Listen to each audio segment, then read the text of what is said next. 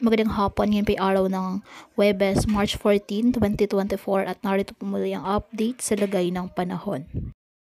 Ayon sa Pag-asa, shoreline ang nakakaapekto sa eastern section ng Central at Southern Luzon.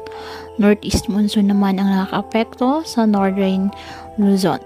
Wala namang bagyo o low pressure area na minomonitor sa loob at labas ng ating PAR na maaaring makaapekto sa lagay ng panahon.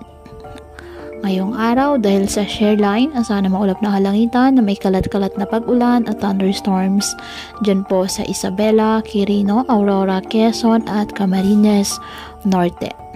Ang Cordillera Administrative Region at nalalabing bahagi ng Cagayan Valley, asahan din po ang maulap na kalangitan na may mahihinang pag-ulan dahil pa rin sa amihan. Ang Ilocos Region at nalalabing bahagi ng Central Luzon, bagyang maulap na kalangitan with isolated light rains dahil po sa amihan.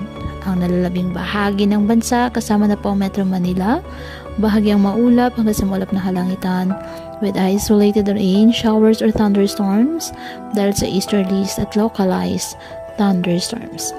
Kaya patuloy po natin na pag-iingat pa din ang ating mga kababayan sa pantapan po ng mga pagbaha at pagguho ng lupa at ugalin po na magdala palagi ng payong o kahit anong panangga sa ulan o di kaya na may sa init ng araw kapag lalabas ng ating mga tahanan. At yan po muna ang update sa lagay ng panahon ngayong araw. Muli, patuloy po tayo na mag-ingat at palaging tandaan, God loves you. Stay safe and God bless.